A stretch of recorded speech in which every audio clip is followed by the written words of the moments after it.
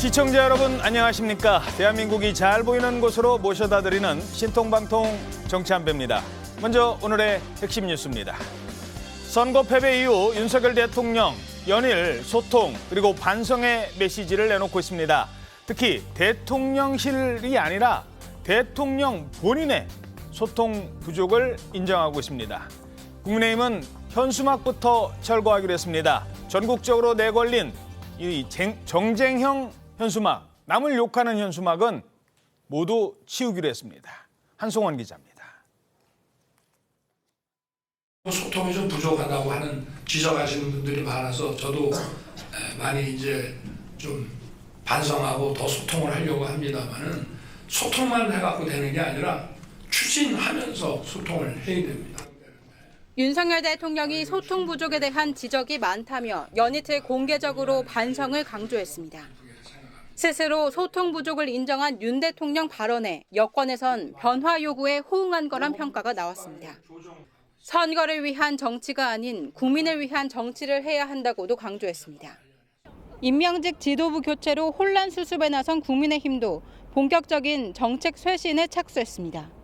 민심을 천검같이 받들어 철저하게 국민 중심 민생 우선의 자세로 임해 가겠습니다. 우선 전국 거리에 내건 야당 비난 현수막을 전부 철거하고 정쟁용 당내 TF도 없애기로 했습니다. 정장을 야기했었던 불필요한 것들은 폐기하거나 필요한 기능들은 통폐합하거나 해서 정리하겠다는. 이재명 대표의 사법 리스크와 같은 정쟁에 매몰되지 않고 민생 정책 발굴에 집중하겠다는 겁니다. 전략기획부총장엔 인천이 지역구인 배준영 의원을 임명해 2기 지도부 중 5명이 수도권 출신이 됐습니다. 당 쇄신안을 책임질 혁신위원장 인선은 최종 후보를 놓고 설득 작업에 들어가 이르면 주말 공개할 예정입니다. TV조선 한송원입니다. 현재 뜨거운 감자로 떠오르고 있죠. 의대 정원 확대 문제는 이렇게 풀리는 것 같습니다. 조선일보 일면 기사입니다. 지방국립대병원 서울의 이른바 빅5급으로 키우겠다. 정부가 발표한 대책의 핵심은 전국 17개 국립대 병원의 인프라를 대폭 늘려준다는 겁니다. 그래서 서울에 있는 이른바 빅5 병원 수준으로 끌어올리겠다라는 게 정부의 방안입니다. 일단 국립대 병원의 교수 정원을 늘려줍니다. 그리고 소아과 같은 경우는 정원보다 훨씬 못 미치거든요. 이런 곳은 병원 의사들의 월급을 대폭 늘려주기로 했습니다. 대폭이 어느 정도인지는 모르겠습니다. 큰 병 걸리면 보통 환자들은 이제 서울 가서 치료받는다 이런 얘기를 많이 하죠. 왜 서울로 갈까? 지방국립대병원에서는 낫기 힘들다라는 이 환자들, 소비자들의 인식이 문제가 되고 이게 고착화된 이유가 있다는 겁니다. 그러기 위해서는 지방대 병원의 그 역할, 역량을 대폭 늘려준다는 건데요. 윤 대통령은 그러나 그게 구체적으로 규모가 어떻게 되는지 또 방식은 어떻게 되는지는 언급하지 않았습니다. 지금 의사들과 이 얘기를 아마 앞으로 할 것 같은데 의사들 얘기를 들어가면서 최선의 방안을 찾겠다는 뜻으로 언론은 분석하겠습니다. 자, 분석하고 있습니다. 잠시 뒤에 좀 더 자세히 들여다보겠습니다. 자, 민주당 이재명 대표 얘기부터 시작하죠. 오는 23일로 지금 알려지고 있습니다. 여의도 당무에 드디어 마침내 복귀하겠다라고 예고했습니다. 제가 단식을 한다고 해서 일을 포기하지는 않을 것입니다.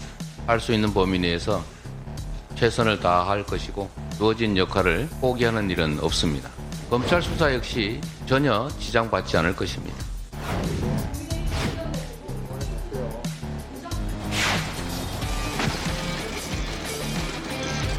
이번 주 정도에는 복귀하지 않으실까 예상을 했는데요. 건강 회복이 어렵네요. 건강 회복에 집중해야 될 것 같고요. 그 와중에 또 재판도 같이 있고 그래서 다음 주 정도에는 그래도 복귀하지 않을까 이렇게 예상하고 있습니다.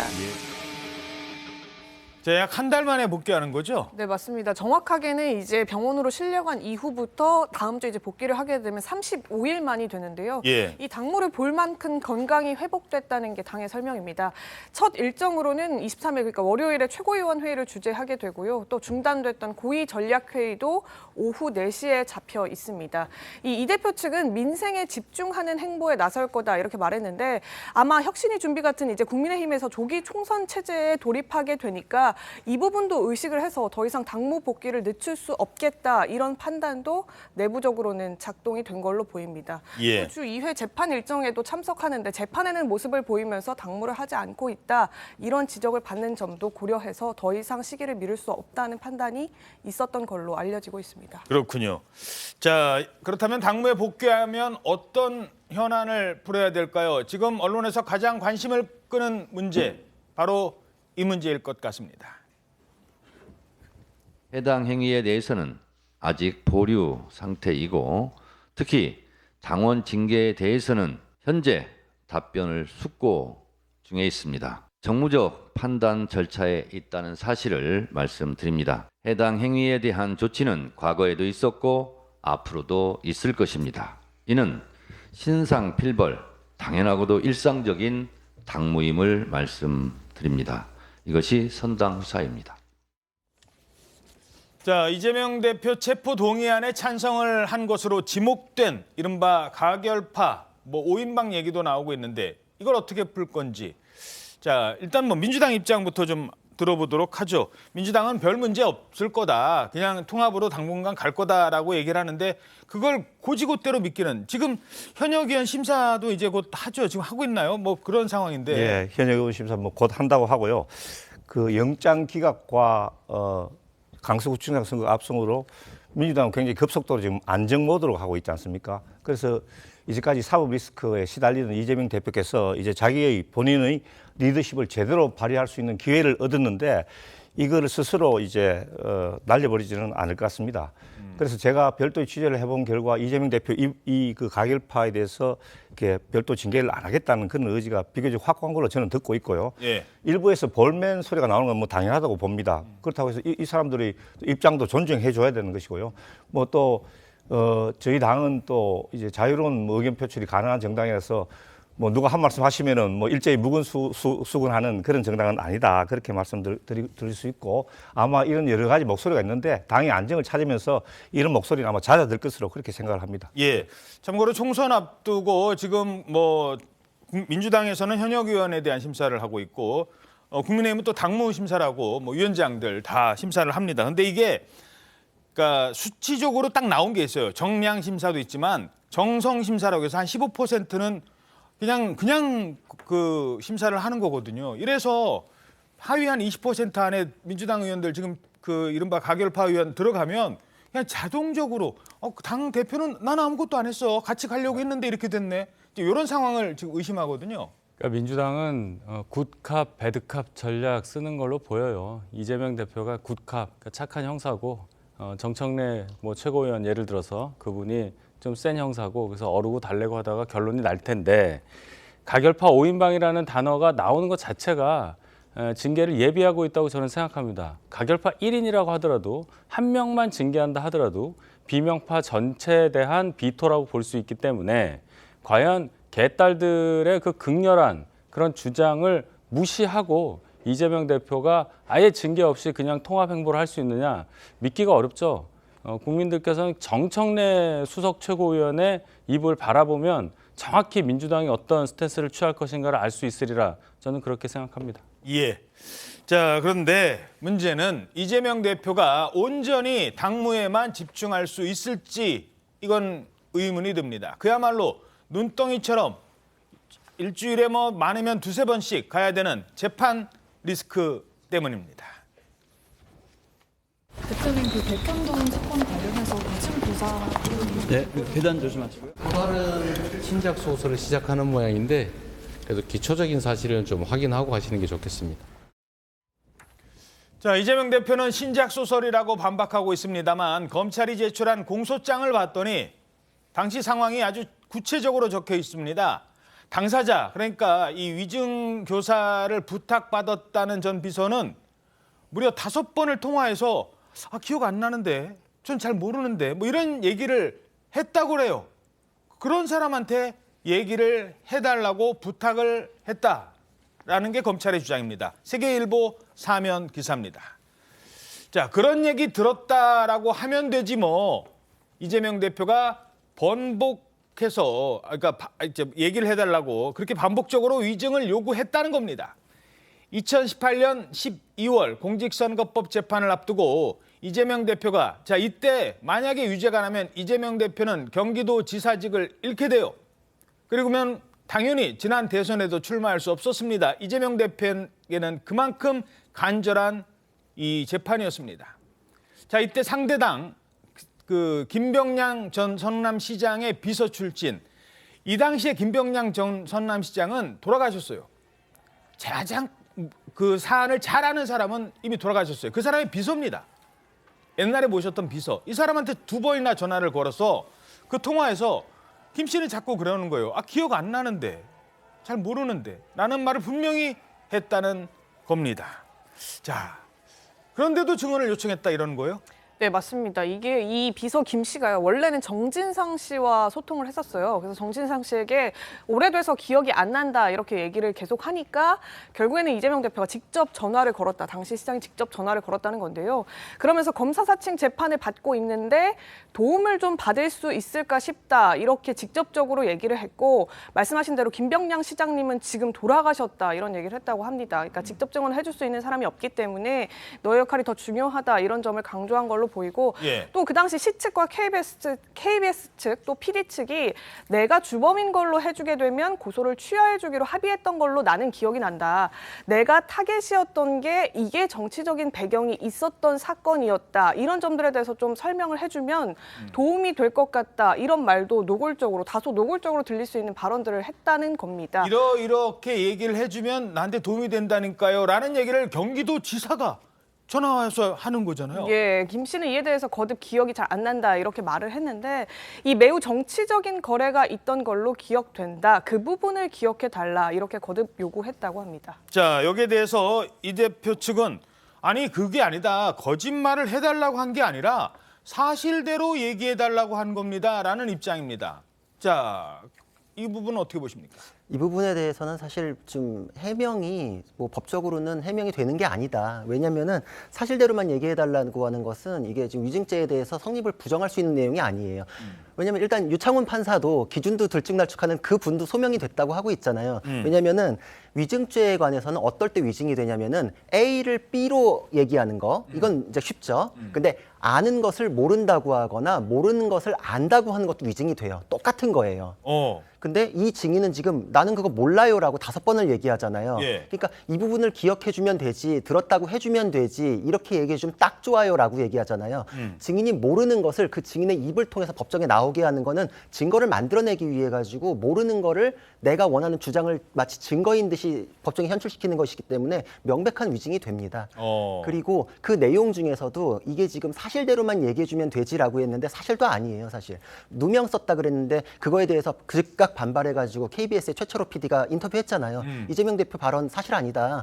같이 했잖냐 라면서 구체적인 사실관계를 얘기했기 때문에 누명 썼다는 것도 사실이 아니고. 예. 자, 여기서 하나 그 얘기를 들어보죠. 일단 지금 말했던 누명 썼다는데 내가 언제 당신한테 누명을 씌워요 라고 했다는 사람이 바로 KBS PD입니다. 당시 상황에 대해서 이렇게 얘기했습니다. 진실은 뭐냐? 이 판결문 1심, 2심 대법원에 나오는 이 내용들이 진실입니다. 이재명 씨는 가끔 카메라 쪽으로 다가가 스피커에 귀를 대고 김병량 시장의 답변을 들으면서 저에게 추가 질문사항을 메모하거나 간단하게 적어주거나 만족한 답변이 없을 때는 자기가 동그라미를 이렇게 했어요. 이게 나와 있습니다. 그 당시에 어쨌든 간에 이 불법적인 방법으로 녹음을 했으니까 저희가 이걸 그대로 KBS에 틀 수 없다고 제가 이야기를 했고, 그러니까 무슨 죄를 하냐면 녹음 테이프를 익명의 제보자가 저에게 제공하는 것처럼 하자. 자, 그러니까 KBS PD는 나랑 같이 그때 통화할 때 옆에서 이렇게 하면서 이 질문 해봐 막 이런 얘기까지 했는데 왜 그게 누명을 썼다고 얘기하느냐라는 겁니다. 자, 근데 여기서 이 생각을 한번 해봤어요. 만약에 재판을 갔어요. 그렇게 이제 부탁을 받고 그러면 그 김 씨가 사실대로 사실은요 저는 기억이 안 난다고 이재명 대표한테 얘기를 했는데 이재명 대표가 전화해가지고 뭐 증언을 해달라 사실대로 얘기하라고 하면서 저는 모르는데 이게 사실이지 않느냐 변론 여지서 보내줄게 텔레그램으로 그거 보안 잘 되니까 이런 얘기를 저한테 했거든요.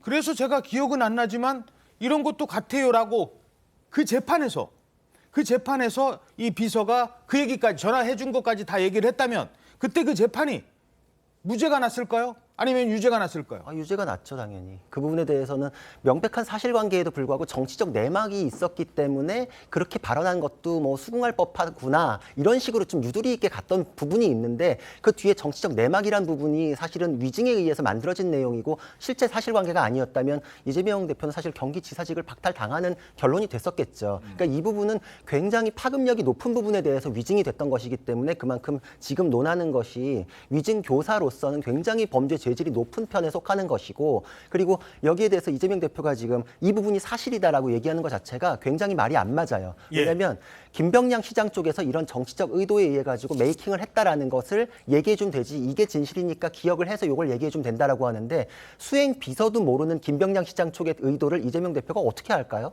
그렇죠. 알 수 없는 내용이 진실이다라고 하면서 그 내용을 이렇게 얘기하면 된다고 주입한 그 과정이 말이 안 되기 때문에 이건 앞뒤로도 설명이 안 되는 명백한 위증이 되지 않나 이렇게 생각을 합니다. 짧게 한 가지만 더요. 위증을라는 거는 누구를 속이는 거죠?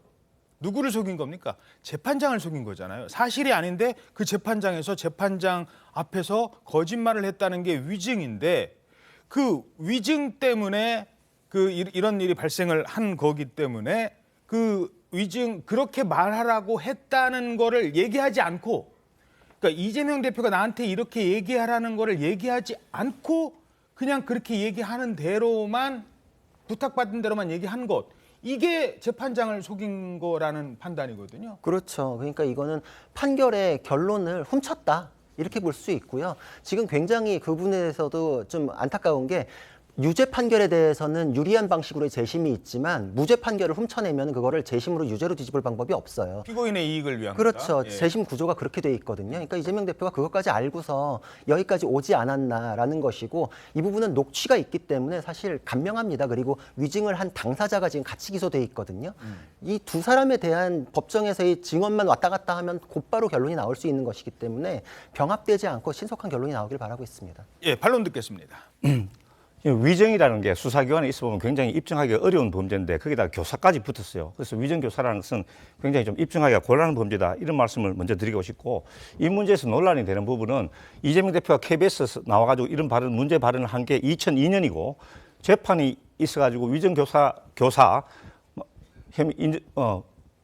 그 말씀을 그 비서에게 부탁한 게 2019년이라고 듣고 있거든요. 그러니까 17년이라는 갭이 있기 때문에 사실 당사자의 기억이 명확하지 않고 기억이 나지 않는다고 할 수 있단 말이죠.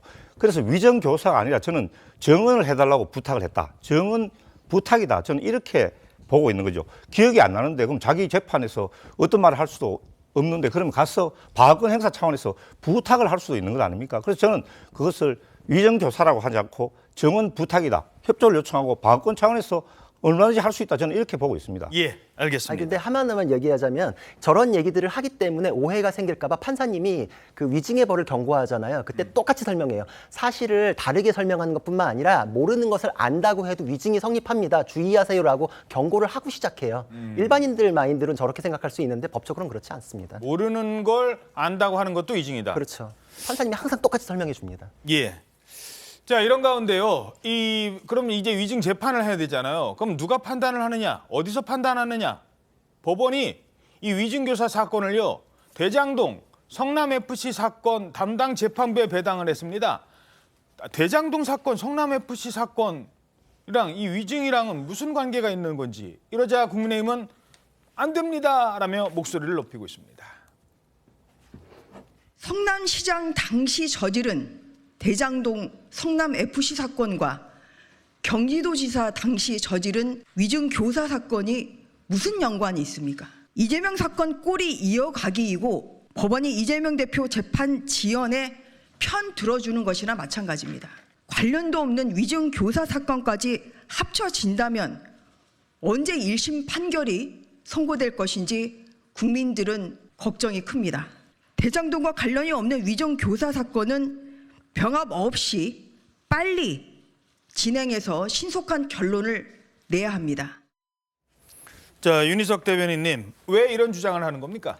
저희 입장에서 볼 때는 이재명 대표에 대한 법적 판단이 빨리 나올 수 있으면 좋다고 보는 건데 지금 계속 늘어지니까 뭔가 국민들께도 송구한 마음이 있고 진실을 밝혀야 한다는 입장인데 이번 구속영장 기각 과정에서 판사가 가장 확실하게 이재명 대표에 대한 혐의를 인정한 게 바로 이 건입니다. 혐의가 소명된 듯하다고까지 얘기를 했어요.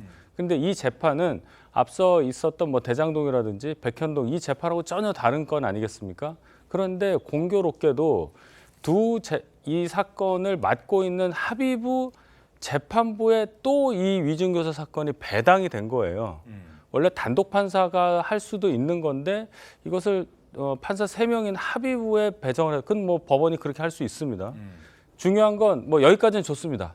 근데 이 재판부에 앞서 있었던 백현동, 대장동 이 재판과 이 두 재판은 병합될 수 있는데 그런 성격이 비슷하니까요. 증인도 똑같아요. 사건도 똑같고.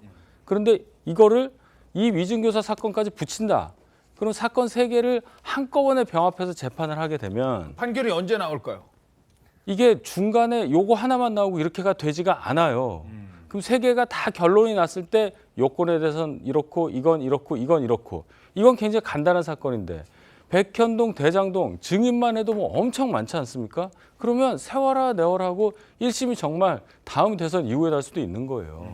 그것에 대해서 저희가 굉장히 이건 좀 합리적이지 않다 해서 저희 당에서 저렇게 항의성 성명을 낸 겁니다. 바로 일주일 전에 구자룡 변호사께서 이 자리에서 그 지적을 했어요. 이거 아니 바로 끝날 수 있는 재판을 대장동이랑 엮어버리면 나중에 한 3년이나 지나야 이 사건 결론 납니다.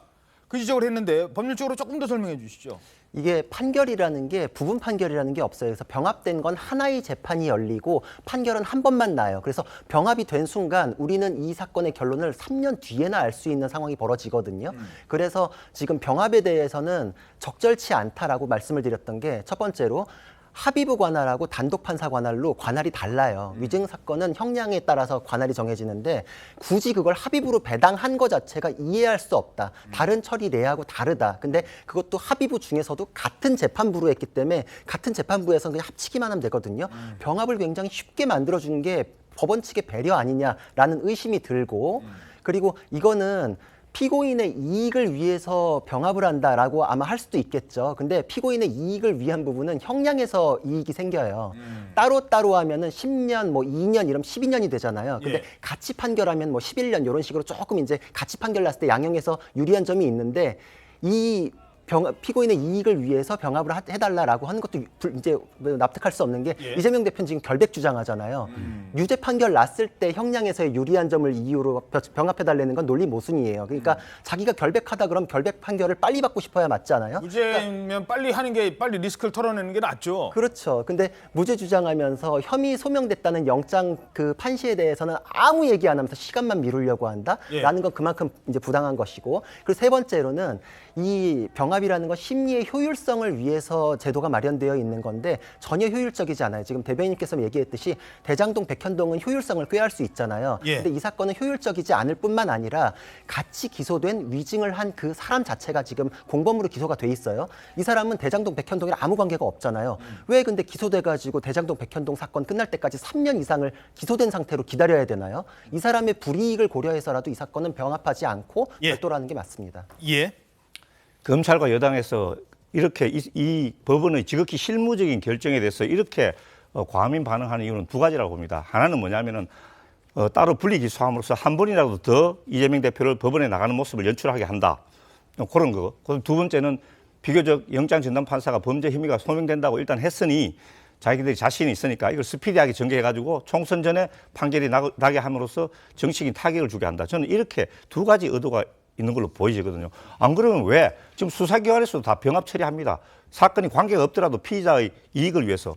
피고인 이익을 위해서 그렇게 합니다. 그런데 지극히 법원이 지금 만약에 눈치를 본다고 하면 누구 눈치를 보겠습니까? 이재명 대표의 눈치를 보겠습니까? 예. 아니면 살아있는 권력의 눈치를 보겠습니까? 법원에서 지극히 그런 거와 관계없이 실무적인 결정을 내린 거잖아요. 그런데 왜 이렇게 국힘에서 검찰에서 야당 법석을 떠느냐? 저는 그 배후에 다분히 정치적인 의도가 있다고 보는 것이죠. 지금 법원의 실무적인 결정이라고 말씀하셨는데 검찰도 실무적인 결정한 거예요. 그잖아요. 분리기소한 것도 실무적인 결정인데 그건 왜 비판하시는지 이해가 안 되고, 그리고 법원의 실무적인 결정에 대해서도 병합 신청이라는 게 별도로 있어야 돼요. 그러니까 검찰은 안 했고 지금 이재명 대표 쪽에서 입장 발표 안 하니까 정치권에서 얘기한 건데 사건 성질상 안 맞기 때문이고 피고인의 이익을 위해서 병합한다는 건 유죄 판결을 전제로 했기 때문에 논리 모순이 발생을 합니다. 사실 이런 거를 판단하는 건 뭐 실무적인 것과 또 정무적인 걸 같이 해야 되는데 누가 판단하느냐?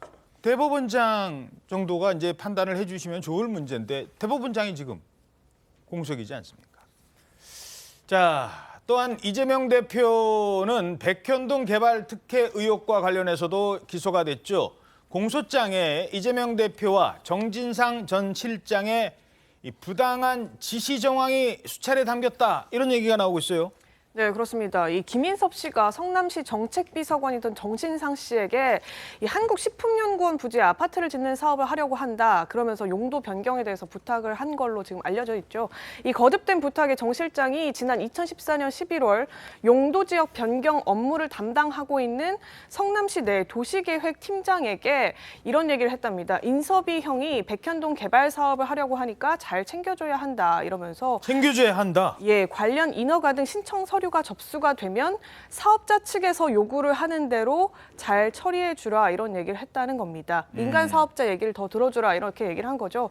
그러나 다음 달에 요청이 반려되니까 정 실장이 다시 전화를 해서 사업자 측 요구대로 잘 처리를 해주라고 재차 지시를 하기도 했다고 합니다. 그래서 이 팀장이 당시에 이제 정바울 민간 사업자에게 아파트와 R&D 용지 비율을 6대4로 변경 신청하는 방안에 대해서 제안을 했고 그렇게 해라라고 말까지 했다는 겁니다. 예. 자, 이러면서 이제 김인섭 씨의 역할인데 인섭이 형이라고까지 정진상 씨가 얘기를 했다니까, 챙겨달라고 했다니까, 한동훈 장관은요, 이재명 대표와 로비스트 김인섭 씨의 관계에 대해서 지난번 국회에서 이렇게 얘기했었습니다. 공생 관계. 대규모 비리 혐의 정점은 이 의원이고, 이 의원이 빠지면 이미 구속된 실무자들의 범죄 사실은 성립 자체가 말이 안 되는 구조입니다. 이 의원과 정진상은 연배가 높은 김인섭을 형님으로 호칭해왔고, 성남시장 재선 이후에는 이 사건 개발 사업 관련 청탁이 들어오자 보답을 해야 하는 공생 관계였습니다. 말도 안 되는 옹벽 설치를 불법적으로 허가해줬습니다. 예, 국민들께서 뉴스로 보시고 놀란 바로 그 옹벽이 맞습니다. 김인섭의 말도 안 되는 청탁을 들어준 겁니다. 자, 이 옹벽 아파트의 의혹의 가장 큰 쟁점은, 자, 김인섭은 지금 재판 받고 있고 뭐 유무죄는 아직 안 가려졌습니다만 어느 정도 지금 논란의 중심에 있으면서 문제가 있다는 게 지금 드러났어요. 그런데 이재명 대표는 이렇게 얘기합니다. 내가 김인섭한테 돈 받은 거 있느냐? 이거 뭐 배임이라고 하는데 배임 이전에 뇌물조차도 없지 않느냐? 그렇다면 김인섭과 이재명 당시 시장과의 관계, 이거는 어떻게 풀어야 될까요? 법정에서 증언을 통해서 진행이 될 수밖에 없고, 이 증언은 사실 그 직접 증거를 지금 유창훈 부장판사 같은 경우에 뭐 녹취나 CCTV 뭐 이 정도 아니면 직접 증거 없다 이랬는데, 법원에서는 그 증언에 관해서 간접 증거들 다 이런 걸 모아서 심증을 형성을 합니다. 이거 비슷하게 생각하시면 돼요.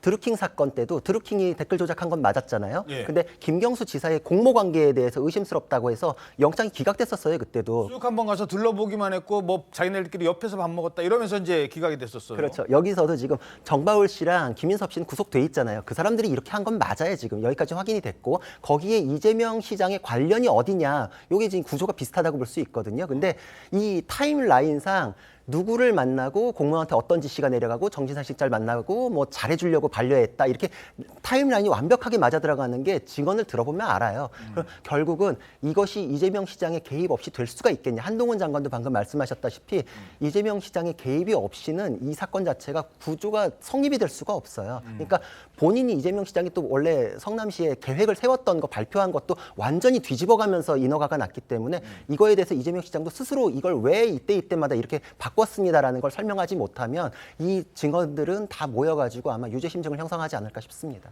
예. 상식에 위배되는 것과 불법은 다르다. 저는 이런 말씀을 드립니다. 지금요 계속 녹취록에 나오는 말 중에 챙겨줘야 한다, 잘 처리해줘라, 인습형 이런 말들이 계속 나옴으로써 이재명 대표가 무슨 큰 불법을 저지른 것처럼 이렇게 이야기를 하고 있는데, 제가 최근에 이 사건을 담당할 변호진과 이야기할 기회가 있었는데 그 변호인단에서 가장 검찰의 기소가 엉터리고 자기들이 무죄를 확실한 부분이 바로 이 백현동 이 배임 부분입니다. 종 단계를 4단계나 향상시키 좋다. 일반인들은 상식에 위배됐다고 생각할지 모르지만은 그것은 판단과 재량의 문제이죠. 그 상위법의 계획이 R&D 특성화직으로 되어 있기 때문에 R&D 시설이 충분히 들어갈 수 있도록 그렇게 했다. 이재명 대표가 그렇게 이야기하고 있지 않습니까? 그래서 김인섭 대표하고 이재명 대표 간에 어떤 불법적인 거래가 있었으면 모르겠지만은 그 불법을 증명해야 되는 것은 기소한 검찰이 아니겠습니까? 저는 이 부분 가장 명백하게 무죄가 날 거라고 그렇게 예상을 합니다. 아니 상식적으로 그 산지에다가 종상형을 4단계를 해서 뭐 할 수는 있다고 치는데 옹벽 높이 15m 이상 할 수 없음에도 불구하고 50m까지 해서 거기 아파트 가보면요. 아파트 8층까지가 옹벽이 가려요. 그런 것을 짓는 것까지 시장이 몰랐다. 이거 하는 게 맞다. 이런 결정을 했다는 것이 상식은 당연히 위배되고요. 법에도 위반되는 걸 지금 알고 있지 않습니까? 그렇게 말씀하시면은 국민들께서 오해를 하시는 거예요. 예, 여기까지만 듣도록 하겠습니다. 시간 관계상. 지금 또 다른 얘기를 해야 돼서요. 또 다른 얘기는 뭐냐? 바로 이 사람이 지금 검찰에 출석하면서 어제 저와 인터뷰도 했습니다만 이게 그냥 권익위에서 끝나는 게 아니라 법정까지 설 수도 있는 일이 됐습니다. 들어보시죠. 저는 어떠한 의도를 가지고 머리를 쓰고 계산하는 사람이 아니고요. 진실만을 계속 이야기해왔고 뭐 이 일에 대해서도 제가 사실만을 이야기하겠습니다. 뭐 계속 그래왔듯이 어떤 식으로든 뭐 몰아가고 싶어 하시는 것 같은데요. 예상은 했지만 참담하고 답답한 심경입니다. 이재명 측은 제가 다른 목적이 없음을 누구보다 잘 알 거라고 생각이 됩니다. 처음엔 배우자 김혜경 씨의 뭐 일탈 정도로 생각을 했습니다. 그런데 이재명 경기도지사 부부의 법인카드 유용 의혹 사건으로 커졌습니다. 그 제보자 조명현 씨, 검찰에 출석을 할 예정이라고요? 예, 그런데 날짜가 공교롭게도 이재명 대표가 당무에 복귀하기로 예정된 다음 주 월요일 똑같습니다. 아, 그날 한 사람은 여의도로 가고 한 사람은 검찰로 가고? 아마 이 대표가 최고위원회를 첫 주재하는 게 당무 복귀 첫 일정이 될 텐데 그게 아마 9시 반 정도로 예상이 되거든요. 어허. 그런데 이 조명현 씨가 오전 10시에 그러니까 30분쯤 뒤에 수원지검에 출석을 할 예정이라고 하는데요. 어제 그 부분에 대해서 수원지검에 참고인 신분으로 나와달라고 통보를 받았다고 합니다. 오늘 아침에 조명현 씨와 얘기를 해보니까 이제 이 조명현 씨 말로는 그동안 이제 검찰 측과 일정에 대해서 조율을 해오던 과정에 23일로 결국에는 최종 결정이 났다 이런 얘기고요. 지금 최근에 권익위에서 뭐 중앙지검으로 이첩을 했던 이재명 당시 대표가 그러니까 당시 그 지사가 법인카드 유용 의혹에 대해서 인지했는지 여부까지 포함해서 검찰이 이 부분에 대한 전반적인 조사를 할 거라고 얘기를 들었다. 지금 이런 말을 하고 있습니다. 다음 주 월요일에요? 예, 그렇습니다. 우리 최지영 기자 바쁠 것 같아요. 다음 주 월요일 아침 9시 반에 이 자리에서 이재명 대표 출석 여부 체크해서 얘기해 줘야 되죠. 10시에 또 저분 또 출석하는 거 체크해서 얘기해 줘야 되고. 예, 뭐 눈과 귀가 두 개니까요. 이렇게 한쪽 한쪽. 알겠습니다. 자, 이 상당히 다음 주 월요일이 그래서 주목됩니다. 그런데 어떤 얘기를 할까? 공익제보자 조명현 씨, 이재명 대표가 법카 유용 사실을 몰랐을 리 없다 이런 주장을 해왔습니다. 그걸 여기서만 주장하는 게 아니에요. 권익위도 조사를 해봤더니 역시 비슷한 결론을 내렸다는 겁니다. 자, 어떻게 전망하십니까? 이 사건은 더 확대될 수밖에 없고 이재명 대표에 대한 소환 조사까지도 필요할 수밖에 없다 이렇게 생각이 되거든요. 지금 민주당 쪽에서는 이전에 나왔던 거 반복일 뿐이다라고 굉장히 지금 의미를 폄하하려고 하시는데 내용이 굉장히 달라요. 왜냐하면 그때는 김혜경 씨와 관련된 부분이었고 그때 이재명 대표의 공모관계에 대한 얘기가 있었지만 그게 확대되지 않았고 그거에 대한 사실관계가 많이 안 나왔었거든요. 근데 예. 지금 나오는 얘기는 이재명 대표에 대한 얘기예요. 이재명 대표가 몰랐을 리 없으므로 이 전체에 대해서 공모관계에 있다라는 것이기 때문에 사건의 구도가 완전히 달라지고 더 커졌어요. 그러니까 예전에 이재명 대표가 또 뭐 사과했다 뭐 이런 얘기도 하지만 김혜경 씨와 이렇게 벌어진 일들에 대해서 자기가 뭐 관리 감독 못한 거에 대한 그렇죠. 그 정도 사과였거든요. 그러니까 사실상 꼬리 자르기를 하려고 했던 건데 지금 이거는 본인에 의해서 굉장히 조직적으로 벌어졌던 거에 대해서 공익제보자가 구체적 증거를 더 내놓았다. 왜냐하면 이재명 대표가 직접 사용하는 물건들에 대한 것이거든요. 그러면은 우리도 상식적으로 내가 쓰는 물건인데 내가 결제한 적이 없어요. 누가 결제했는지 궁금하잖아요. 예. 그리고 특히나 공무원이잖아요. 예를 들어서 하급 공무원이 나한테 맨날 뭐 한 달에 한 100만 원치씩 음식을 갖다 줘요. 1년에 한 1000만 원치씩 돼요. 그럼 이거 뇌물될 수 있는데 어떡하지? 김영란법 위반인데. 그렇죠. 적어도 김영란법은 위반인데 라면서 이거 누가 냈어 정도는 확인해야 되지 않겠어요? 몰랐다고 할 수가 없어요. 그럼 뇌물이 됐든 횡령 배임이 됐든 어느 쪽으로든 가르마가 타지기 때문에 이재명 대표가 아우 밑에서 벌어진 일인데 제가 부주의했네요 가지고 해명이 될 수가 없거든요. 예. 그리고 이거는 또 이 조명현 씨가 개인 카드로 결제하는 거를 경기도에서 공무원들이 실국에서 비용을 마련해 가지고 쏴줘요. 그렇지. 통장으로 계좌 입금을 시켜주거든요. 그렇죠. 그러니까 이건 굉장히 더 위에서 지시하지 않고서 과연 5급 공무원 배모 씨 수준에서 기획할 수 있는 일이겠는가 설명이 전혀 안 되기 때문에 이건 사건이 이재명 대표까지 올라갈 수밖에 없는 상황이다 이렇게 생각이 됩니다. 예. 자, 그런데 이런 가운데 어제 국감장에서 이재명 대표가 쓰던 건 아닙니다만 샴푸도 등장을 하고 트리트먼트도 등장을 했대요. 이재명 대표가 공무원이던 조 씨에게 사와라고 심부름을 시켰다는 바로 그 83,000원짜리 일제 샴푸였습니다. 이게 지금 제가 샴푸하고 트리트먼트 가지고 나왔어요. 두 개 합쳐서 한 83,000원쯤 됩니다. 2시간이 넘는 거리를 요거 사러 청담동 미용실로 갔습니다. 그리고 한 번에 두 개 그럼 2세트, 3세트 사면 될 거 아니고요. 근데 그거를 불법이니까 한 번에 요거 딱 한 세트만 사고 갑질에다가 반부패적 관점에서 어떤 의견을 가지고 계십니까? 조사를 해서 지금 수사의 필요성이 있다고 그렇게 판단을 해서 지금 이첩을 해놓은 상태입니다. 문 전 대통령께서는 그 치약 칫솔도 사비 처리를 하는 걸로 이렇게 보도가 됐습니다. 지사님은 이 샴푸를 갖다가 사러 미용실까지 7급 별정직 공무원을 보냈습니다. 자, 저 모습 보시면서 이런 생각을 하실 것 같습니다. 아니 무슨 국정감사장에 샴푸까지 나와 트리트먼트까지 나오냐고 하시는 분도 있고 아니 샴푸 트리트먼트도 자기 돈으로 안 샀어?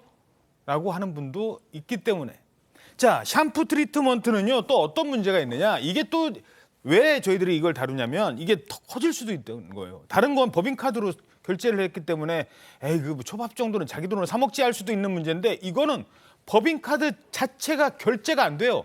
누가 봐도 알잖아요. 누가 법인카드로 샴푸를 삽니까? 그래서 이걸 조 씨가 먼저 자기 돈으로 삽니다. 그런데 그 다음 과정이 문제라는 거잖아요. 방금 구자룡 변호사께서 말씀하셨듯이 이 사오신 분은 자기 개인 돈으로 먼저 결제를 하죠. 예. 법인카드 결제가 안 되니까요. 그다음에 이분이 뭐 손해볼 수는 없잖아요. 그러니까 경기도에서 이분의 개인 계좌로 입금을 해준다는 거죠. 누가 입금해 주는 거예요? 뭐 이 전체를 기획이라고 해야 될까요? 전체적인 어떤 상황을 다 컨트롤하는 사람이 그런 식으로 입금을 해주라고 이제 이 시스템을 짰겠죠. 자기 돈으로 입금을 해주는 거는 아닐 거다. 그럴 리는 없을 거라고 봅니다. 경기도에서 들어갔다 오고 그럼 이제 입금 내역을 보면 알 텐데 여기서 중요한 게 법인카드로는 샴푸를 결제할 수 없다는 거 당연하죠. 중요한 거 샴푸는요 그냥 아무거나 쓰지 않잖아요. 특히 이재명 대표는 그 머리에 굉장히 그 조심스럽게 뭔가 관리하는 분으로 알고 있는데 탈모 공약도 내놨었잖아요. 그렇기 때문에 청담동이라는 특정 지역에서만 파는 저렇게 비싼 특정 브랜드의 샴푸와 트리트먼트를 써야 하는 사람이에요. 그걸 갖다 줬잖아요. 사서 갖다 줬잖아요.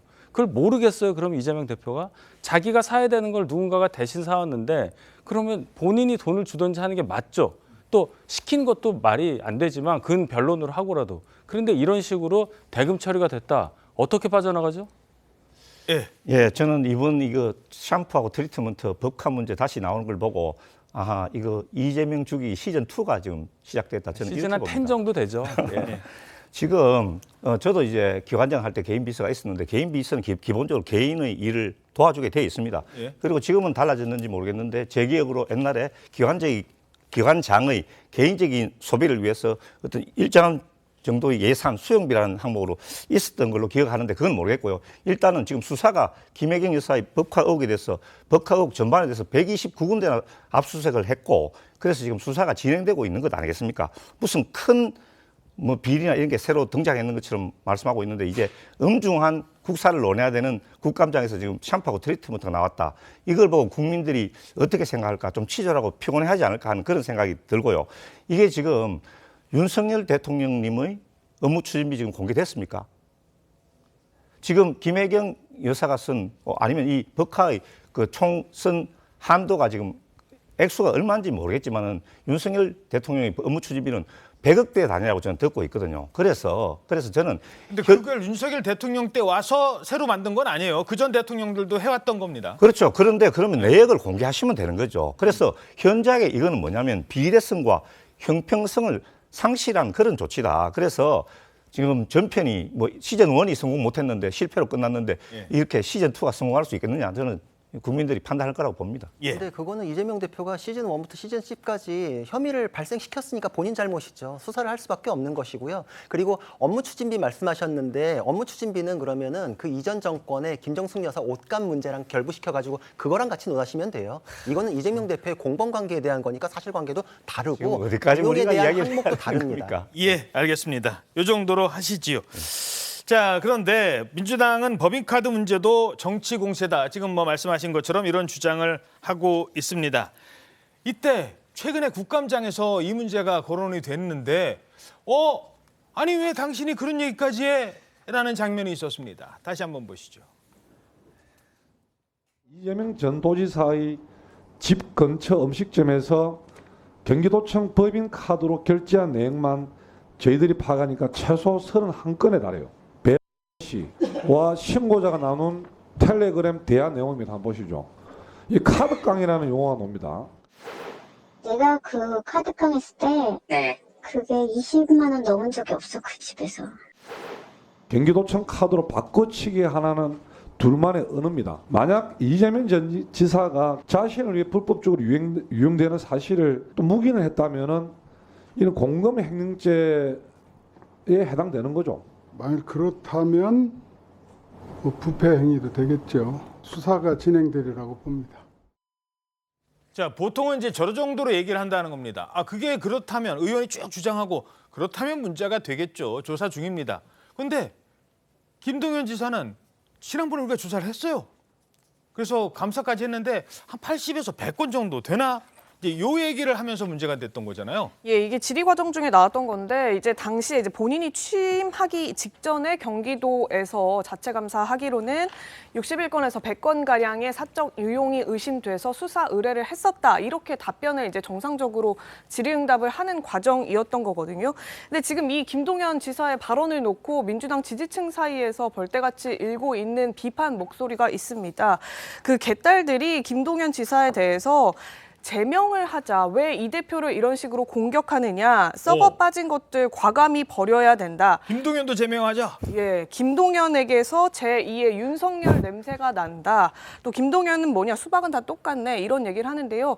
과거에 이제 이재명 지사와 이제 대선 후보로서 대선 경선을 벌였던 이낙연 전 지사에게 하던 공격성과 지금 비슷한 맥락이거든요. 어허. 사실 이 김동연 지사도 마찬가지로 이제 차기 잠재 민주당의 대선 후보로 거론이 되고 있기 때문에 그렇죠. 이게 국감장에서 당시 이제 국민의힘 정우택 의원이 질의를 하고 김동연 지사가 내 취임 전이다 이렇게 얘기를 하면서 당시에 이제 감사가 어떻게 벌어진 건지 구체적인 사실관계에 대해서 답변을 하는 과정이었는데 이게 마치 이 대표를 내부 총질하는 것처럼 비춰진다 이렇게 프레임화해서 지지자들이 공격을 하고 있는 겁니다. 예. 지금 비판 수위가 계속 거듭해서 올라가고 있는 상황입니다. 어허. 자.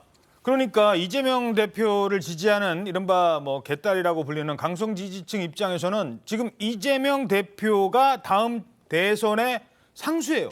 이재명 대표가 당연히 다음 민주당 대선 후보로 또 나서야 된다라고 생각을 하는데 그 옆에 또 이제 경쟁할 사람들은 어떤 행동을 해도 좋지 않아 보이는 겁니다. 왜 저래? 벌써부터 한번 해보겠다는 거야? 그러니까 제명을 시키자는 얘기까지 나오고 있어요. 그렇다면 김동연 지사는 이걸 지금 어떻게 받아들일까요? 일단 먼저 말씀드리면 상당히 부담스러워한다고 합니다. 지금 언론사예요. 아니 내가 그 취지로 얘기한 거 아니라니까요. 이런 입장까지 밝힙니다. 자, 과거에 김동연 지사는 이재명 대표의 사법 리스크 얘기 나올 때 그때는 이렇게 얘기했다니까요. 들어보시죠. 사실 당이 많이 어렵습니다. 지금은 당이 단합을 해서 다른 목소리가 나오지 않도록 하고 또 제가 얘기하는 만약에 이 중앙정치에 대한 얘기를 하는 것이 혹시라도 대표나 또 당에게 다른 그 노이즈가 돼서는 안 되겠거든요. 그 체포 동의안은 우선 이건 뭐 검찰의 정치적인 행위지요. 이재명 대표에게 방어권을 보장하면서 법정에서 치열하게 진실 규명을 하고 또 이 대표는 당당하게 수사에 임하고 알겠습니다. 그렇게 해야 되지 않겠습니까? 자, 그런데 지금은 김동연 지사 본인이 다른 목소리를 냈다라는 상황에 놓인 거예요. 김 지사에게 정치적 의도가 있었을까? 이 부분인데 자, 일단 이 부분 취임 전에 감사와 수사가 의뢰가 이루어졌다. 이런 얘기를 한 거예요. 내가 한 거 아니다라는 얘기를 했고 이 발언도 다른 대상자에 대한 얘기에서 나온 거다라고 지금 김동연 지사 측은 해명하고 있습니다. 여기까지 말씀드리죠. 그런데 정치인의 발언이라는 게 본인의 의도가 중요한 게 아니라 저 얘기 왜 했지? 어떻게 들리지? 이게 더 중요한 거잖아요. 김동연 지사의 발언에 정치적 의도가 있었냐 여부는 본인만 알고 있을 거고 판단은 또 듣는 사람이 하는 거 아니겠습니까? 뭐 저는 의도가 전혀 없었다고는 보지 않지만 김동연 지사가 충분히 해명할 거리를 남겨두고 발언한 거니까 그 또한 또 정치적 의도가 있었다고 봐야 되겠죠. 여기서 중심적으로 봐야 될 것은 어떻게 전 현직 경기도 지사의 자세가 저렇게 다르냐는 거예요. 한 분은 샴푸까지 자기 돈으로 안 쓰고 직원 시켜서 갑질하고 다른 한 분은 그것에 대해서 저렇게 사실을 얘기했는데도 공격을 당하고 있는 이 현실, 이게 제1당, 원내 제1당 민주당의 현실이다. 이것을 국민들께서 똑똑하게 보시고 판단해 주시길 바라는 마음 간절합니다. 예. 제가 보기에 지금 이제 민주당은 급속히 통합 모드로 가고 안정화되고 있으니까 국민의힘에서 조금 시샘하는 나머지 이 문제를 이렇게 키우는 게 아닌가 뭐 이런 생각도 드는데요. 우선 말씀드리고 싶은 것은 이 네티즌들이 아니 시민들이 오해하는 것이 김동연 지사의 저런 발언이 정언이 이재명 지사에 대해서 대표에 대해서 새로운 뭐 위협이나 새로운 위험을 가하는 게 아니고 이미 다 알려진 그런 사실이잖아요. 그죠? 그런데 알려지질 않았어요. 100건이라는 게 그동안에는. 예. 그래서 그거는 뭐 모르겠습니다. 수사를 하고 있으니까 또 저 사안은 이미 검찰에서 수사를 하고 있는 사안 아니겠습니까? 수사 의뢰돼 가지고 예. 그걸 아셔야 되는데 이 김동연 지사가 무슨 뭐 큰 정치적인 의도가 있었던 것처럼 말씀하는데 저는 이렇게 생각합니다. 김동연 지사는 원래 공무원 출신 아니겠습니까? 저도 공무원 출신인데 공무원은 국감장 같은 데 들어가면은 이미 기정사실화된 사안, 이미 밝혀진 사안, 이건 그런 사안에 대해서는 뭐 다들 이재명 대표나 다른 사람들도 다 알고 있다고 생각하고 자기가 그냥 있는 대로 말하려는 그런 관성이 있었던 것이 아닌가. 저는 이렇게 생각하지 뭐 별도의 어떤 정치적인 의도가 있었다고 생각하지 않습니다. 공무원은 애드립을 하지 않는다. 국감장에서. 뭐 애드립은 하지 않는다. 예. 알겠습니다. 자, 그런데 저게 애드립인지 아닌지가 중요한 게 아니라 100건이라는 얘기를 딱 했거든요. 이제 숫자가 나왔어요. 그동안에는 감사했다는데 어떻게 됐어요? 뭐 감사 중이라 잘 몰라요 했는데 그 100이라는 숫자를 얘기하는 게 법적으로 어떻게 되는 겁니까? 이 부분이 그래서 민주당에서 왜 그 얘기하느냐라는 거거든요. 근데 지금 방금 말씀하셨다시피 이거는 그럼 이제 완전 확정된 팩트라고 봐야 되거든요. 그럼 이걸 놓고서 이제 수사에서 이제 공모 관계가 있냐 없냐 여기 나간 쟁점이 거기에 남는 건데. 그게 팩트가 되는군요. 그렇죠. 감사 결과가 나오니까. 그렇죠. 감사 결과가 나왔고 김동연 지사도 지금 이건 모두가 다 인정하는 범위다라고 생각해서 얘기한 거라면 이거에 대해서 개딸들이나 민주당에서 공격하는 게 그 얘기 왜 해? 우리한테 도움 안 되고 이재명 대표한테 마이너스 되잖아라고 하는 것 자체가 이재명 대표가 그거에 대해서 관련이 있다고 스스로 자인하는 꼴이에요.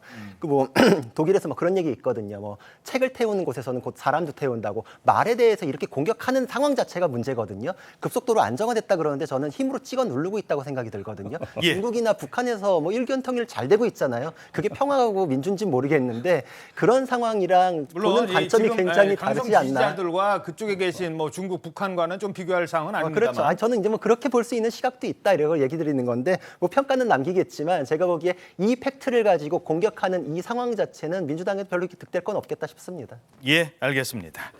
자, 지금부터는 윤석열 대통령과 국민의힘 소식 짚어보겠습니다. 윤 대통령 어디를 찾아갔대요? 오늘자 조선일보 사면 보시겠습니다. 자, 윤석열 대통령이 대선 때 2번 갔었던 구인사를 다시 찾았다라고 전하고 있습니다. 22개월 만에 다시 찾은 건데요. 야, 근데 이게 공식 일정에도 없던 깜짝 방문이었다고요? 네, 그렇습니다. 어제 이제 충북 단양에 있는 구인사를 찾은 걸로 이제 뒤늦게 알려졌는데 이게 대선 전에 2차례 윤석열 대통령이 찾았었고요. 마지막인 재작년 12월에 다시 찾아오겠다 이런 약속을 했었다고 합니다. 그 직전에 대선에 당선된 이후에는 김건희 여사가 홀로 저 구인사를 찾은 모습이 또 이제 화제가 당시에는 이제 두문불출하던 시기였는데 그때도 이제 일정을 잡지 않고 비공식 행보로 저길 찾은 모습이 또 사진으로 알려져서 화제가 되기도 했었습니다. 이제 윤석열 대통령은 구인사에 찾아서 그 국가와 국민의 평안을 기원하는 메시지를 남겼고요. 또 점심 공양도 함께 하면서 친환경 재료로 만든 식사들을 했다고 합니다. 절에서는 이 애국의 나라 기도에도 감사한다 이런 인사를 했더니 인류 평화를 기원한다 이런 답을 들었다고 합니다. 자, 결국 초심을 다잡기 위한 행보 아니냐 이런 관측이 나오고 있는 건데 요즘 윤 대통령 최근 발언 보면요. 눈에 띄는 단어들이 많이 등장을 합니다. 특히 반성 그리고 소통. 저보고 소통이 좀 부족하다고 하는 지적하시는 분들이 많아서 저도 많이 이제 좀 반성하고 더 소통을 하려고 합니다만은 소통만 해갖고 되는 게 아니라 추진하면서 소통을 해야 됩니다. 소통을 하면서 계속 주파단을 두들기면 앞으로 나갈 수가 없습니다. 그래서 관련 분야에 있는 분들과 소통을 해야 가장 국민에게 유리한 방안이 나오는 겁니다. 제일 중요한 거 그럼 어떻게 소통해야 되느냐? 야당 쓴소리부터 들어보죠.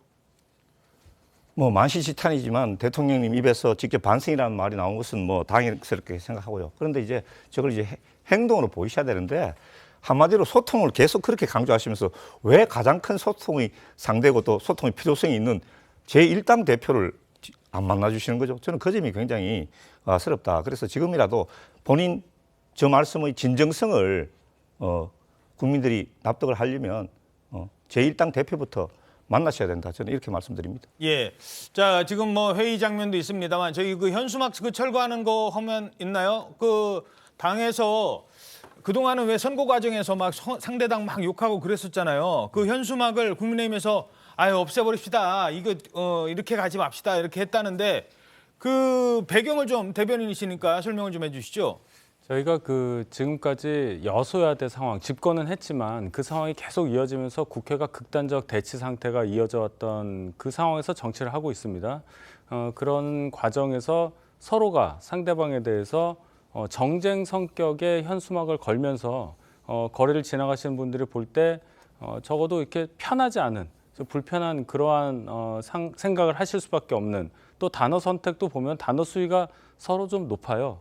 그런 것은 여당 입장에서 야당이란 모르겠으나 여당 입장에서 그래도 정부 여당 이 민생을 책임지고 있는 입장에서 이것은 옳지 않다. 이제는 정책 그리고 국민들의 실생활에 더 관심을 갖는 내용으로 국민들께 다가서야지 더 이상 정쟁하는 것은 전반적으로 다 여야 공이 도움이 되지 않는다는 판단 하에서 그런 결정을 한 겁니다. 예, 그렇군요.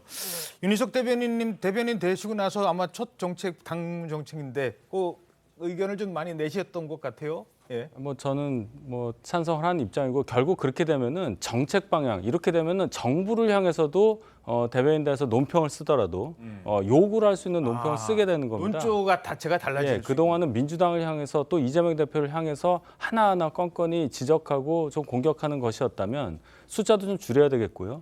민생에 대한 저의 관심을 계속 얘기하고 정부에서 이렇게 하기를 협조를 부탁한다라든지 이런 식의 논평이 가능하다. 앞으로 그런 모습을 보이겠습니다. 당 대변인 논평도 달라질 것이다. 네, 그렇습니다. 알겠습니다. 자, 그런데 이때요. 한 분이 요 얘기가 지금 화제가 돼서 조만간 마라톤을 뛴답니다. 마라톤 뛰겠습니다라고 공언한 분이 있어서 그것도 풀코스로 누굴까요? 화면 보시죠. 자, 누굴까요? 지금 저분 몸 풀고 있는데요. 안철수 의원 아니에요? 안철수 의원? 예, 맞습니다. 지금 안철수 의원이 풀코스 마라톤을 뛰겠다. 그 왜 이런 얘기가 나왔냐면 뭐 심장에 문제가 생겼다 이런 얘기가 지금 나오면서 아픈 사람이다 이런 공격을 받게 되니까 이제 저런 모습을 강조한 건데 이 어제 SNS에도 올렸거든요. 외교통일이 해외 대사관들 국감 중에 새벽에 일어나서 6.43km를 달렸다 이런 제목의 게시물을 올리면서 올렸습니다. 그리고 또 사진도 함께 공개를 했는데요. 또 오는 29일에 열리는 춘천 마라톤 풀코스인 42.195km 부분에도 참가를 한다 이렇게 얘기를 하면서 안 의원은 대한민국을 지탱하는 건장한 중년이다. 모르긴 몰라도 누구보다 튼튼하고 강한 심장을 가졌다. 이런 메시지를 남겼습니다. 예, 안철수 의원 하면 요즘에 이 이준석 전 대표와 한동안 설전을 벌였는데 그게요, 이게 또 갈수록 수위가 높아지는 것 같습니다. 이준석 전 대표, 국민의힘 의원 12명을 겨냥해서 권력만 쫓는 고양이라고 비유를 했습니다. 안철수 전 대표는 이런 이 전 대표를 향해서 제발 좀 무건 수행을 하라라는 일침을 가하기도 했다라고 알려지고 있는데, 아니 고양이요? 예, 이게 이 전 대표가 이 대구 경북 언론인 모임 토론회에 참석을 해서 한 말이거든요. 대구 인재 양성에 대해서 호랑이 새끼를 키워야 한다. 고양이가 아니라 호랑이여야 한다라고 얘기를 한 건데 이 호랑이에 빗댄 인물이 노무현 전 대통령이에요.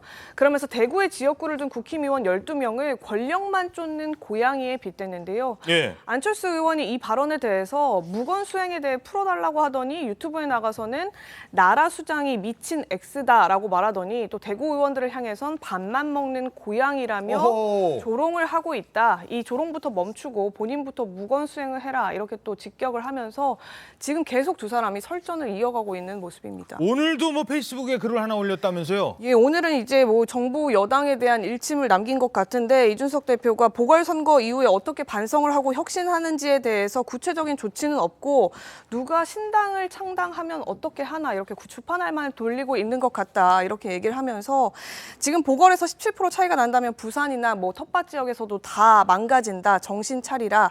일주일 만에 강서구청장 선거 지나더니 다시 먹고 살만해졌나 보다. 이런 일침을 또 내놓기도 했습니다. 자, 유승민 전 의원도 그렇고 이준석 전 대표도 그렇고 요즘 날짜를 막 정하고 있어요. 마지노선. 나 언제까지 어떻게 안 해주면 난 어떻게 될지 몰라. 어떻게 보십니까? 지금 이 상황이 당에 도움이 되는 상황은 아니죠. 당적을 이탈한 상태라면 모르겠는데 그래도 아직은 당원이시지 않습니까? 안철수 의원까지 포함해서 이렇게 감정 섞인 개인 간의 감정까지 좀 섞여서 설전이 오가는 상황이 당원 입장에서 또 지지하시는 분들 입장에서는 바람직하지 않다고 느끼는 것은 당연하기 때문에 본인들의 정치 행보를 위해서도 자제하시는 것이 맞지 않나 저는 그렇게 봅니다. 알겠습니다. 다음 소식입니다. 아픈 아이가 아파요. 그 어린애가 그 아이를 업고 새벽부터 일어나서 병원 앞에 길게 줄 서야 되는 이른바 소아과 오픈런. 1분 1초가 아까운 상황에서 응급실 찾아 헤매다가 결국 치료 못 받고 돌아가셨다는 응급실 뺑뺑이 사건. 이게 바로 우리의 의료 현실입니다. 이걸 해결하기 위해서 그 방안 중에 하나가 의대 의사 선생님 부족하다니 정원을 증원하는 방안. 정부가 공식화했습니다. 반대하는 의료계를 달래기 위해서 예전부터 요구했던 그 의료계 의사들의 수건 과제들도 일부는 들어주겠다, 논의하겠다라고 밝혔습니다. 지역 필수 의료를 살리고 초고령 사회에 대비하기 위해 의료 인력 확충과 인재 양성은 필요 조건입니다. 이런 걸 추진하다 보면 혹시 선거에 손해를 보지 않겠느냐는 걱정을 또 하시기도 합니다. 그러나 우리가 선거를 위한 정치가 아니라 국민을 위한 정치를 해나가야 되고 척도감 있게 나아가면서 관련 분야에 있는 분들과 소통을 해야 가장 국민에게 유리한 방안이 나오는 겁니다. 의사가 환자를 치료하는 것과 관련해서 송사에 늘 휘말리고 법원, 검찰청, 경찰서를 왔다 갔다 하게 되면은 돈 아무리 많이 준대도 이 형사 리스크를 완화를 시켜줘야 됩니다. 자, 그래서 결국 정부가 내놓은 구체적인 해법 어떤 게 지금 있는 것으로 파악되고 있습니까? 양은경 기자. 일단 지금 의대 정원, 그러니까 의사를 늘리는 것은 필수라고 지금 이렇게 밝혔습니다. 구체적으로 그러면 어디 정원을 늘릴 것이냐, 이게 지금 관심일 텐데 그렇죠. 지방 국립대병원이 지금 목표가 됩니다. 아, 뭐 충남대, 전남대병원 뭐 이런 곳. 네, 그렇습니다. 이런 곳들을 이른바 서울의 빅5 수준으로 그렇게 키우겠다, 이제 그런 구상도 밝혔고요.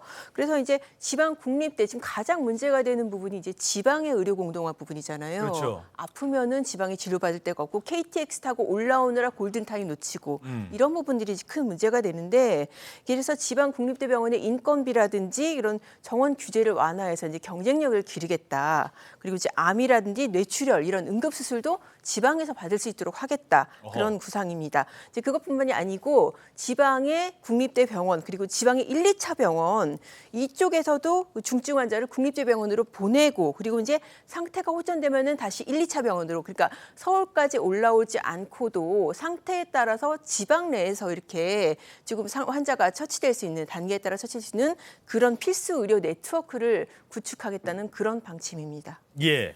뭐 의사 인력 부족으로 사실상 그 뭐 지금 고사 상태에 이르렀다는 우리 의료 상황 그동안 계속 말씀드렸으니까 요건 요 정도로 하겠습니다. 자, 그런데 지금 이런 논의 과정에서 주목되는 장면이 있어요. 민주당의 김원희 의원 그리고 소병철 의원 전남 지역에 의대 유치해달라고 이렇게 요구를 하는데, 아니 지금 삭발을 하고 있네요. 저 모습은 저도 현장에서 봤는데요. 분위기가 다소 엄숙했습니다. 네, 표정이 일단 굉장히 진지했는데. 삭발을 하는 게 당연히 엄숙해지죠. 예, 이 시작은 3월에 윤재갑 의원이 먼저 했거든요. 이 후쿠시마 원전 처리수 방류 반대를 주장하면서 민주당 의원으로는 처음 삭발을 했는데, 이어서 4월에 또 양국관리법 제2호건 유력해지니까 신정훈, 이원택 의원이 동시에 삭발을 했고요. 지난 9월에는 새만금 예산 삭감에 김윤덕, 한병도 의원들 7명이 머리를 밀었습니다.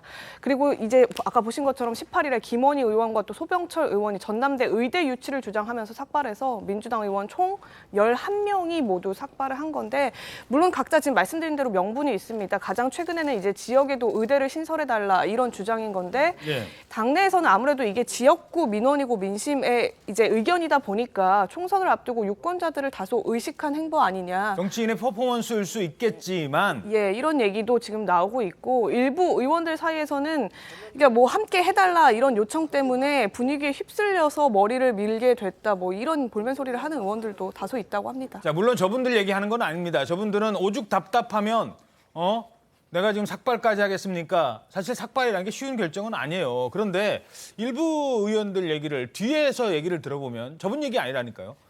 6mm로 내가 잘라달라고 했는데 아유 너무 짧게 잘랐어. 3mm. 아니 그 얘기하려면 뭐하러 잘랐어요? 일단 어떻게 보십니까? 삭발.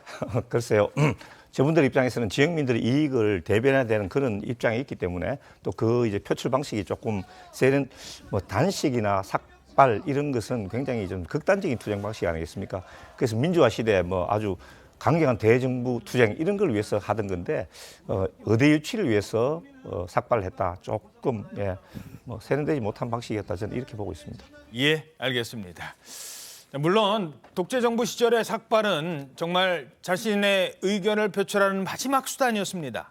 하지만 뭐 과하면 지나치면 뭐 부족함만 못하다고 하잖아요. 정치인들의 삭발도 좀 생각해 볼 때가 되지 않았느냐. 그 현수막 이제는 뗀다는 현수막처럼. 다음 소식입니다. 이스라엘과 하마스의 전쟁 도중에 발생한 가자지구 병원 참사 이후에 이스라엘을 규탄하는 시위가 중동 지역 전역으로 번지고 있습니다. 미국과 유럽에서도 지금 폭력 시위가 잇따르고 있습니다. 황정민 기자입니다.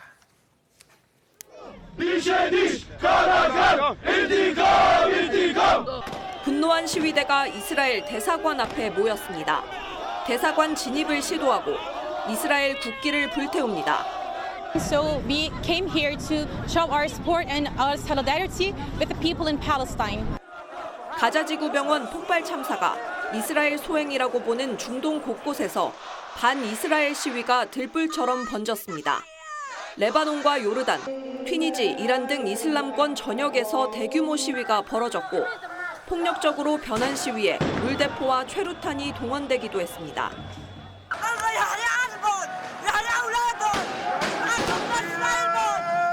시위는 중동 밖으로도 확산했습니다. 미국에선 유대인 평화운동가 수백 명이 미 국회의사당 부속 건물을 점거했고 독일 베를린 유대인 시설에는 화염병이 투척되는 일까지 벌어졌습니다. We, the international community, have failed. The risk of an expansion of this conflict is real. Very, very real and extremely dangerous. 독일과 프랑스 정부는 수십 건의 팔레스타인 지지 시위를 금지했습니다.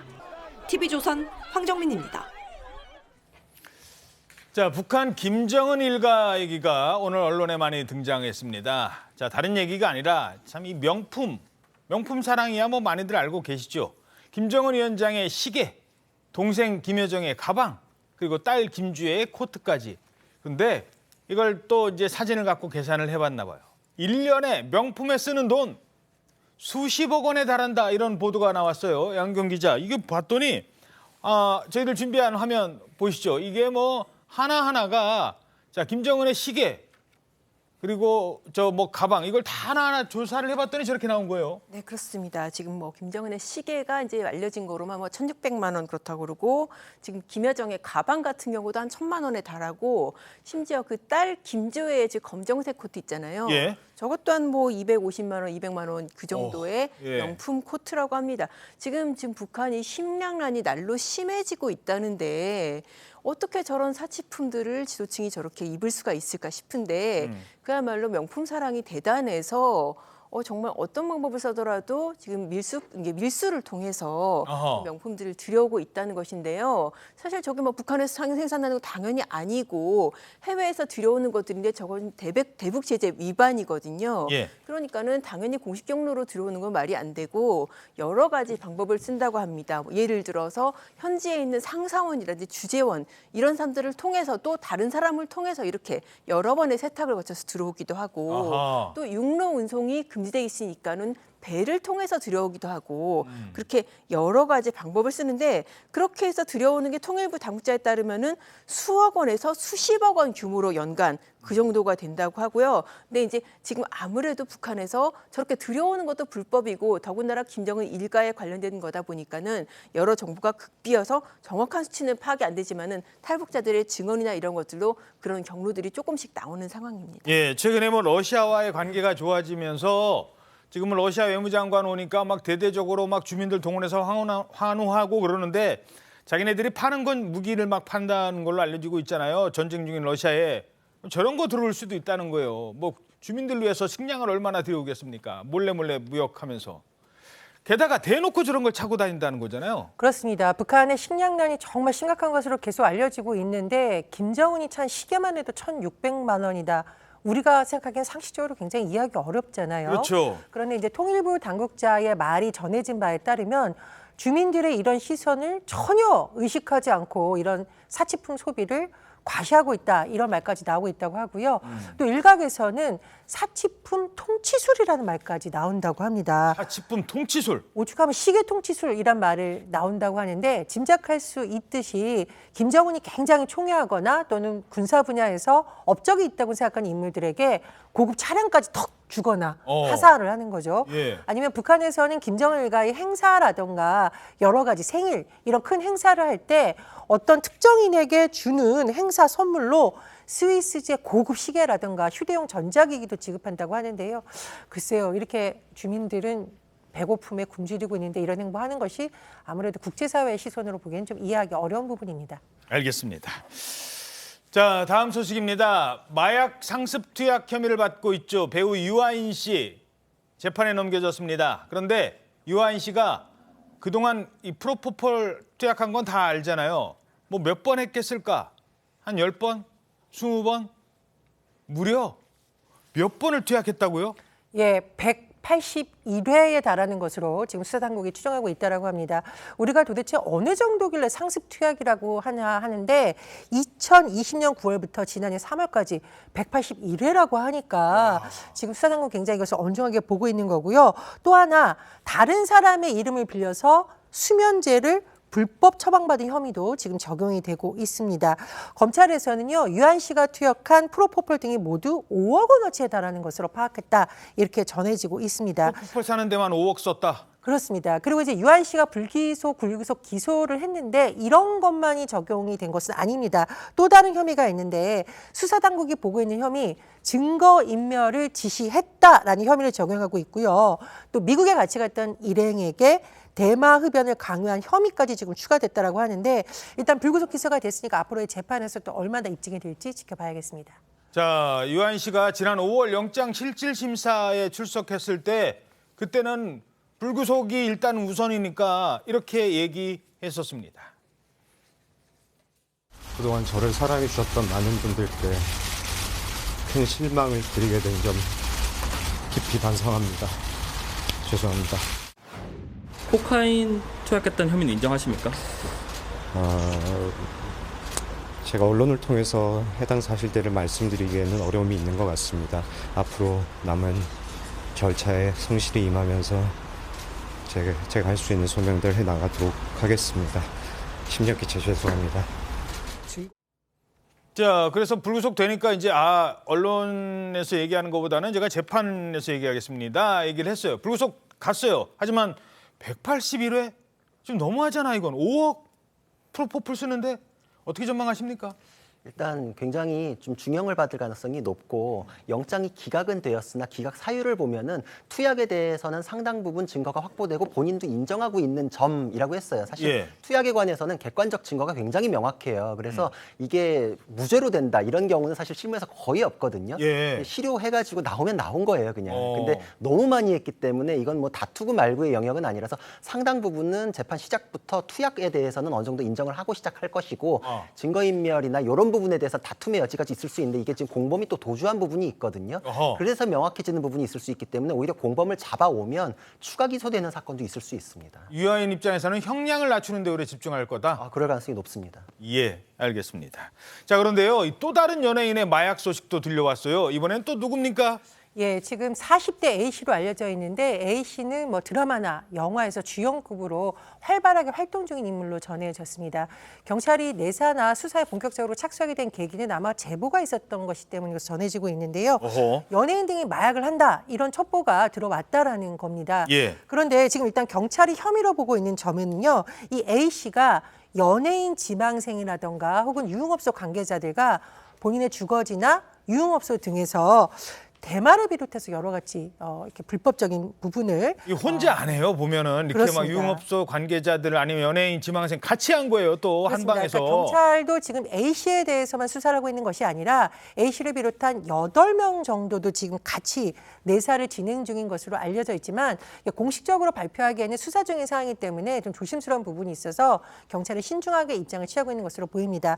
다만 소속사에서는 이 마약 혐의 내사 여부와 관련해서 사실 여부를 확인 중이라고 했지만, 또 언론 보도를 보면 그 여러 가지 장소가 지금 언급되어 있잖아요. 그 장소에 대해서는 압수수색이 이미 진행된 것으로 전해집니다.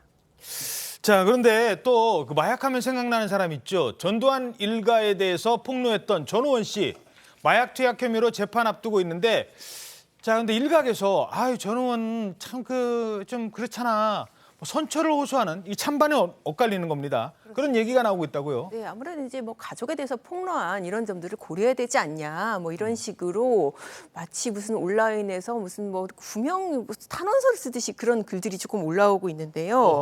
뭐 이런 얘기를 하고 있어요. 어떤 네티즌들은 전 씨가 목숨을 걸고 가족의 죄를 폭로하는 과정에서 마약 복용을 한 것이다.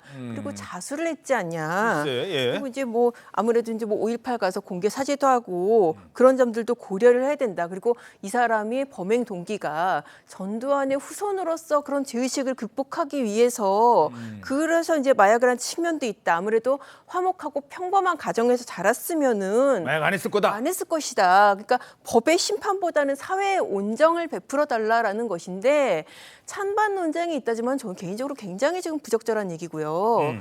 범죄하고 그거에 이르게 된 경위를 일단 구분을 해서 봐야 되고 또 이렇게 탄원서에서 네티즌들이 얘기하는 이런 경위가 맞는지도 이것도 다시 한번 따져봐야 되는 부분이고요. 예. 이 사람이 기소된 혐의를 보면 결국 가볍지가 않습니다.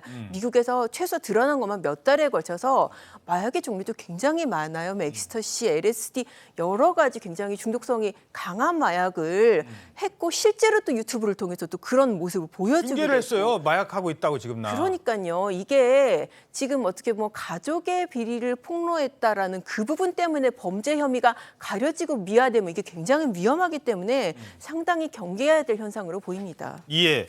자, 물론 가서 그 뭐 할아버지의 죄에 대해서 인정을 하고 이런 부분은 인정을 할 부분 평가를 해줘야 되지만 그렇다고 마약을 죄를 그 뭐 전두환 때문에 손자가 마약한 거다 이렇게까지 가기에는 조금 논란의 소지가 있다는 겁니다. 자, 다음 소식입니다. 아이돌 스타급 인기를 누리고 있죠. 이 요즘에 푸바오 얘기입니다. 푸바오. 그냥 뭐 푸바오만 보면 모든 사람들이 좋아하는데 근데 드디어 이 친구들을 넘보고 있는 경쟁자가 있습니다. 처음에는 몰랐는데 얘네들이 점점 잘하면서 야 니들이 나를 이기려고 그래 그런답니다. 한번 보시죠.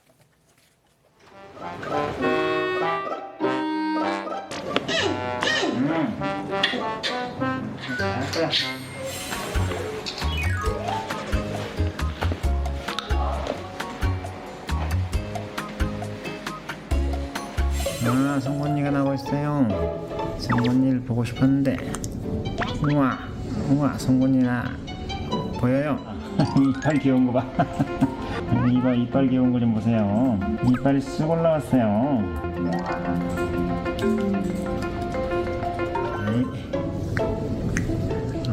성곤이.